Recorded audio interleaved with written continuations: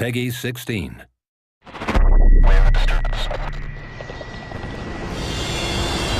Endgame is the final piece of Battlefield 3 downloadable content. I spoke to lead designer at DICE, Nicholas Fagreus, about everything it has to offer. Nicholas, Endgame is finally here. We've seen the motorbikes in the trailer. What's in store for us that's different to other modes we've played in Battlefield before? Well, now we're going all in with speed. It's speed and agility. It's the theme of this pack. So Endgame is really about the adrenaline that comes with high speed, combat and chases. And the motorbike is, of course, kind of the epitome of that, where you basically ride it and you have your friend on the back and you just go crazy fast over jumps and taking bases super fast. So you've got 4 maps in this piece of DLC. What types of terrain are we going to be riding and running and flying around in? They are themed kind of around the different seasons. We have the winter map, which is Sabalan Pipeline, and then we have London Flats, which is a big kind of deserty, hot summer map. And then we have the kind of autumn map, which is Operation Riverside, and then Kiasar Railroad, which is a spring, lush green type of forest map. So aesthetically, they look very different, but how do they play differently? When you talk about speed, you need some distance to cover, otherwise you won't get anywhere. So the maps in Endgame are quite big. The exception to that would be Sabalan Pipeline, which is a slightly smaller map. It's still vehicle friendly, but it has smaller areas or distances to cover, so it's a little more catered to infantry combat.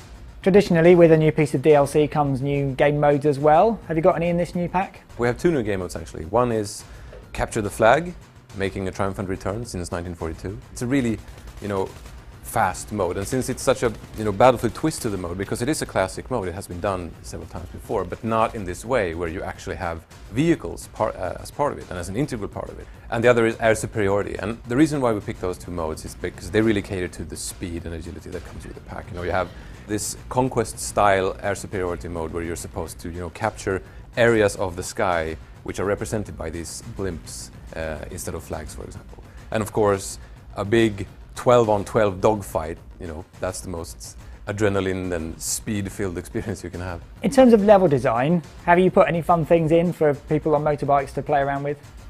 Yes, absolutely.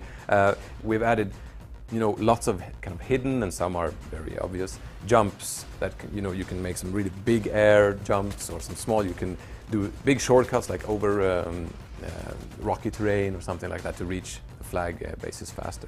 So there's lots of cool stuff to do for the people riding the bikes. And I guess some spectacular crashes happen as well. Indeed they do. Fail a jump and you hit the pine tree and it's bye-bye. What's this about a dropship? This is basically rapid deployment idea, which means that if you control the central base, you control a dropship, which means that you can spawn inside an IFV, dropping out of the dropship onto the battlefield through parachute. So you can get a surprise kind of tank coming down from the sky to help your team, which is really cool. Now, to counter the aerial threat, you've got some new aerial defences in there as well, haven't you? Yes, we have 2 new Jeeps with an AA turret on the back. So they provide very mobile, very fast anti-air support, which is really, really nice, because normally you might have to rely on either static AA or infantry, which doesn't have the strongest AA, but now you have this very mobile platform to take down air threats, which is really nice. Now, Nicholas, we're here at DICE, we've come all this way. It wouldn't be a worthwhile trip without a little bit of insider information. Do you have any tips for us for Endgame about how to get the edge over the opponents? Oh, a tip. Let's see. I have one thing. This is pretty hard to pull off, but if you pull it off, it's awesome. It's basically, if you have a friend on the motorbike and you jump onto the back, that means that you can use your own weapons. You're not tied to a specific vehicle weapon. So what I like to do is to actually equip some C4. And then as you come up to some of the jumps that go over roads and over crossings, if you time it right and there's a tank passing by, you can actually go over the tank, drop some C4, and as you land next to it, go click. And that is pretty epic. That's what I call a Battlefield moment. Yes, indeed it is. Well, Nicholas, obviously Endgame is the last piece of DLC, and you've been with us since the very start, so thank you very much for your time talking us through not only Battlefield 3, but all the iterations of the DLC that have come since then, and I look forward to playing Endgame. Thank you, always a pleasure.